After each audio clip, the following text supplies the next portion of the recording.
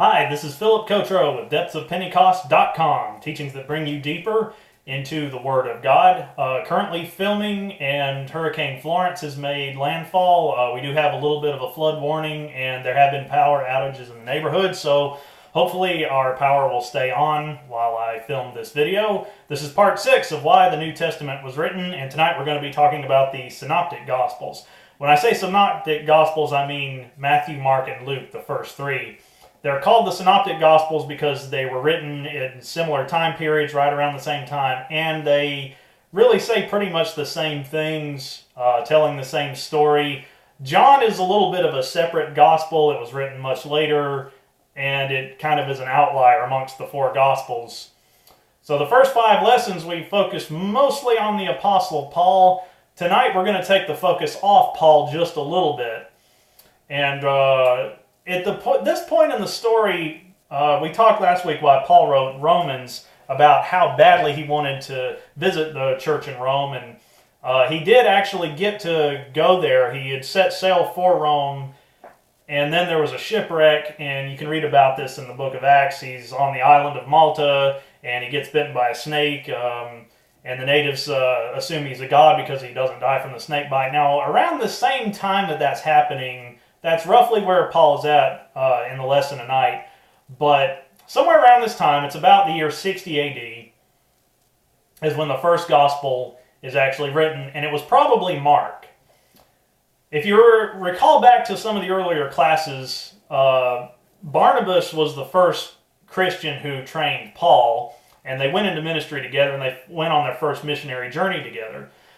Barnabas had a young cousin named John Mark, who accompanied with them on the trip, and then there was a little bit of a falling out because John Mark, for reasons that are not explained, turned back and went back home right in the middle of the trip. So when they went on their second missionary journey, Barnabas wanted to give John Mark a second chance, and Paul refused because he just didn't think John Mark could be trusted anymore, and they had a falling out over that. That's why Silas accompanied Paul on his journeys from then on.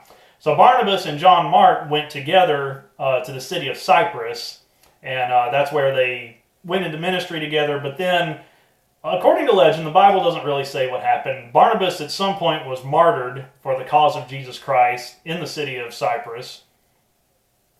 So John Mark, this young guy, he's kind of lost and doesn't have anywhere to go. Peter decides to take him under his wing, and he becomes sort of the apprentice to Peter. Peter was a fisherman. He was a great apostle, but it's believed that he wasn't very literate, couldn't read or write, maybe didn't speak very good Greek, even though that was the international language of the time. So when Peter decides to write his gospel, he asks John Mark to actually write it for him. So the Gospel of Mark is technically the Gospel of Peter. It's told more through Peter's eyes than any other. Almost 30 years have passed since the resurrection of Christ.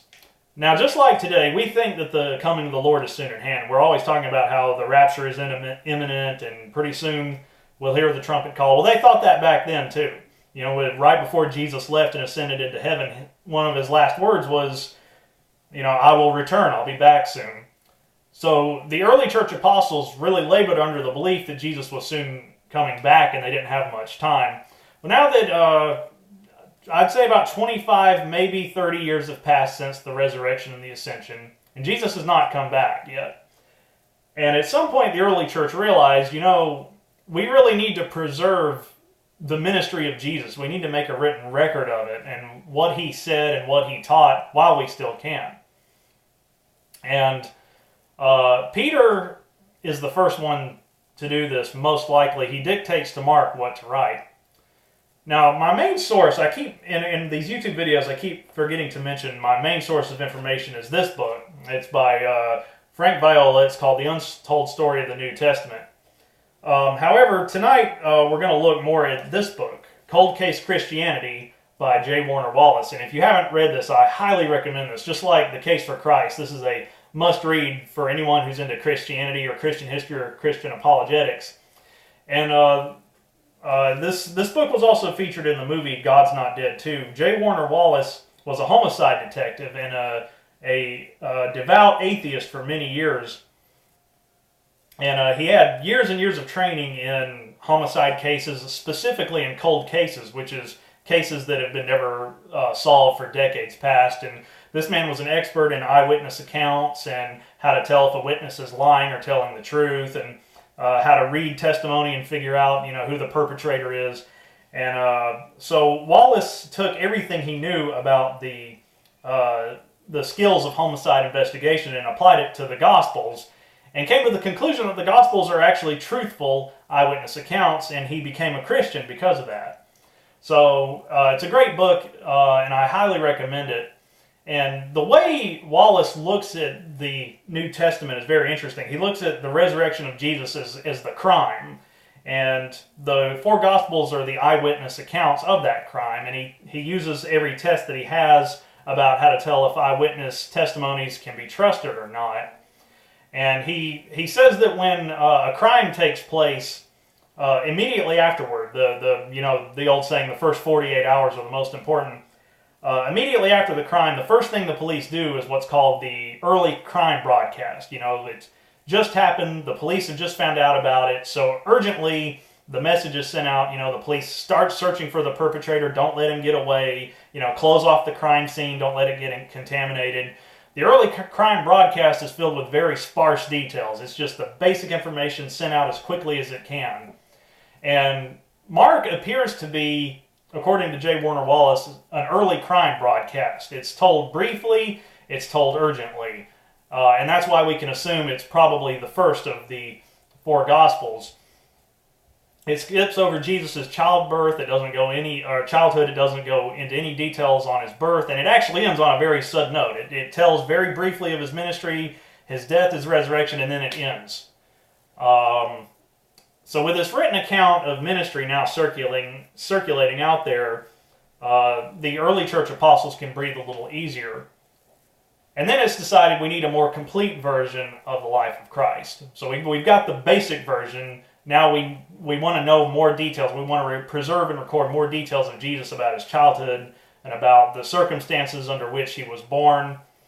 And J. Warner Wallace compares this to what's called the later report, or the final report. So you have the early crime broadcast, which doesn't contain many details, and then you have the final report, where the police report is really filled out, and it goes into all the detail of all the eyewitness testimony and everything that was said and all the details we know about the crime. So Matthew, whose surname is Levi, is a tax collector. And as a tax collector, or former tax collector before he began to follow Jesus, he's intimately familiar with the tax laws and with the census and how the Roman law works, and probably the history of when each edict was made. And so Matthew would have had intimate familiarity with the circumstances around the birth of Jesus. Because Jesus was born because of the census, and his father Joseph and Mary, they had to travel to the birthplace of Bethlehem, and that's where he was born. And so Matthew is a Jew, and he also has intimate knowledge of Judaism and the Old Testament and Old Testament messianic prophecies. So Matthew is a good person to write this, because this is for a Jewish audience. It's written by a Jew for Jews, and Matthew contains emphasis on how Jesus fulfilled the messianic prophecies. It starts with his heritage, and it lets us know very quickly that Jesus is born of the lineage of David, which confirms to a Jewish audience reading this that he is the Messiah, because obviously the messianic prophecies say that the Savior would be born of the seed of David. And so he tells us about the virgin birth and how that is a fulfillment of the prophecy in Isaiah, "Behold, a virgin shall conceive." And Matthew, because he was a follower of Christ, can give his vision of what happened. He can describe what he saw with the Sermon on the Mount. So we now have a gospel for a Jewish audience. We've produced two, but now we need one for the Gentiles, right? Something that the Gentiles will be easy to understand. Now at this point in Christianity, who is reaching the most Gentiles and ministering to them more than anyone else? That would be Paul. Well, Paul's a little busy and a little preoccupied at the moment, but Paul has a Gentile apprentice, and his name is Luke. Luke was hired to record the third gospel at some point or another, and All we know is that it was by an early church bishop named Theophilus. He's mentioned in the very beginning of Luke and Acts as well. So the name Theophilus means friend of God. There's a bit of mystery about who this man actually was. By deductive reasoning, we can assume he's referred to as the most excellent in Luke, but then later when Acts was written, Luke doesn't refer to him that way. So he very well could have been a Roman official. He could have been a Jewish high priest. We don't really know for sure. There are many people from this time period, the mid-1st century AD, who bear the name Theophilus. Roman officials, we found inscriptions with that, many important people having that name. So we don't really know for sure.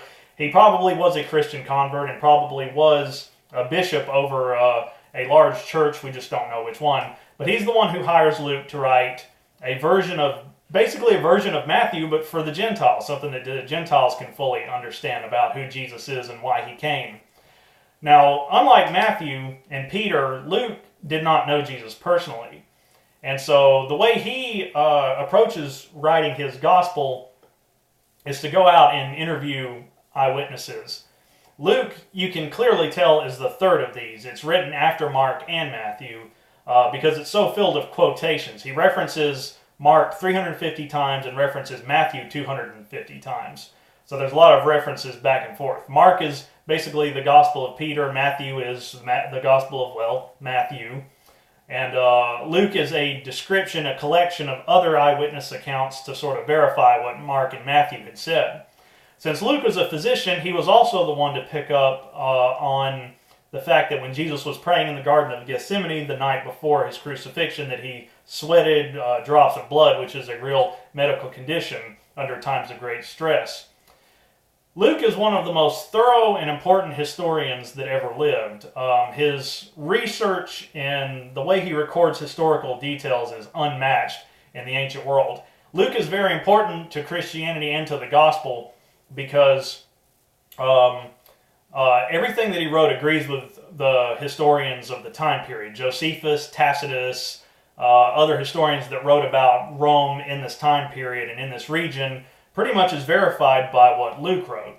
Archaeology has also supported the writings of Luke. For example, Luke goes into so much detail in both, he would also write Acts. In his Gospel and Acts, he names, certain ports and certain geographic locations and certain cities and certain governors of cities and proconsuls. He talks about Quirinius and Lysanias. And every archaeological excavation we have found has proven Luke to be 100% accurate. We found, for example, the name of Quirinius on a coin or an ancient inscription with Lysanias' name on it. We verify that these men were the proconsuls or governors of certain cities or regions at the time. So there has not been a single discovery in history that contradicts anything that Luke wrote. Luke is a very impressive historian, even from a secular worldview. So we now have 3 written accounts of the life of Christ circling within the Christian world. Now, critics like to point out to the fact that there's a 25 to 30 year gap between the life of Christ and the first biographies of him. However, they're looking at it the wrong way because they'll say, well, that's just too long. It just really can't be trusted.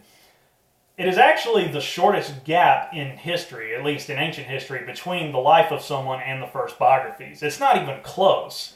If you look at the window of time that passes between a historical figure and the first earliest records of that figure, usually you have a gap of several centuries. For example, Alexander the Great, we don't have any biographies of him or any corroborating mention of him until 400 years after he lived. Same is true with William Shakespeare. We have a 200-year gap between Shakespeare and his earliest biographies. What's amazing about Jesus is that within, you can shorten that gap to 25 to 30 years, and we already have, within 3 decades, 3 biographies of him and multiple copies of those biographies circling throughout the ancient world. Now, people will say that, the resurrection can't be verified as a historical event because eyewitness account is not a reliable source of proof. I mean, eyewitnesses can be easily influenced by suggestion or persuasion. They can be convinced that they saw something they didn't really see. And that is true. But the thing about the Gospels is they don't rely on one eyewitness account. They rely on multiple eyewitness accounts. And what is very good is that we have slight contradictions. The 4 Gospels don't perfectly complement each other 100%, but they contradict each other slightly. And when you have more than one eyewitness to a particular event, usually you're going to have a little bit of contradiction. If they all say the exact same thing, you can be suspicious that there was some kind of fabrication going on here.